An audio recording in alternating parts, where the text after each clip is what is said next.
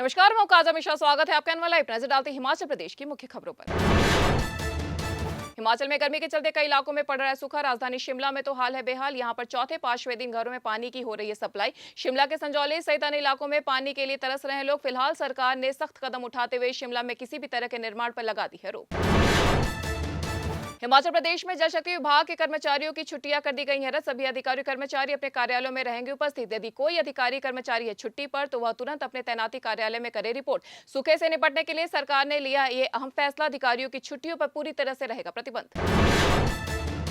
भाजपा के राष्ट्रीय अध्यक्ष जगत प्रकाश नड्डा के आरएसएस के खिलाफ बयान के बाद उनके अपने ही प्रदेश के करीब 2 दर्जन से अधिक नेता बीजेपी के खिलाफ मोर्चा खोलने की कर रहे हैं तैयारी। इसमें कांगड़ा, मंडी, कुल्लू, हमीरपुर सहित अन्य जिला के कई पूर्व विधायक या पार्टी के बड़े पदाधिकारी हैं शामिल। इन सबके निशाने पर भाजपा अध्यक्ष जेपी नड्डा और पूर्व मुख्यमंत्री जयराम ठाकुर के अलावा भी हैं कुछ अन्य नेता।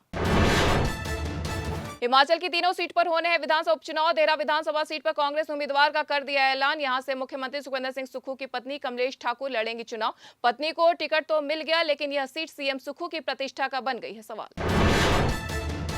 हिमाचल प्रदेश हाईकोर्ट को ईमेल के जरिए बम से उड़ाने की मिली धमकी। इसमें खुफिया एजेंसियों के साथ ही प्रदेश पुलिस में भी मचा रहा हड़कंप। हाईकोर्ट को केएनआर समूह के नाम से प्राप्त हुआ था ईमेल, जिसमें हाईकोर्ट परिसर को बम से उड़ाने की दी गई थी धमकी। सूत्रों के मुताबिक हाईकोर्ट के कई अधिकारियों को डार्क वेब के जरिए भेजा गया यह ईमेल। भारत पहुंचा अमेरिकी प्रतिनिधि मंडल ने दिया बयान कि तिब्बत को जल्द ही आजाद देश की मिल जाएगी मान्यता। अमेरिकी सांसद के निचले सदन में प्रस्ताव हो गया है पास। जल्द इस पर राष्ट्रपति करेंगे हस्ताक्षर। अमेरिका के इस रुख से बौखलाए चीन ने दिया बयान कि अमेरिका दुनिया को गलत संकेत भेजना करे बंद। दलाई लामा धर्म की आड़ में चला रहे हैं चीन विरोधी अभियान।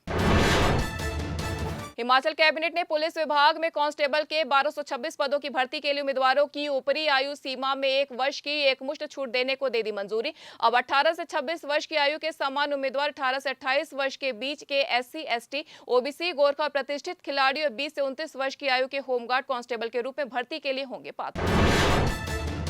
हिमाचल में बनी 7 दवाओं समेत देश भर की 50 दवाएं मानकों पर नहीं उतरी हैं सही। मई माह में ड्रग अलर्ट में इसका हुआ खुलासा। प्रदेश में संक्रमण, उच्च रक्तचाप, मांसपेशियों की कमजोरी, बुखार, अल्सर और खांसी की दवाओं के सैंपल हुए हैं फेल। सोलन जिले के 4, सिरमौर जिले के 2, ऊना के 1 और उत्पादकों के सैंपल मानकों पर नहीं उतरे हैं सही।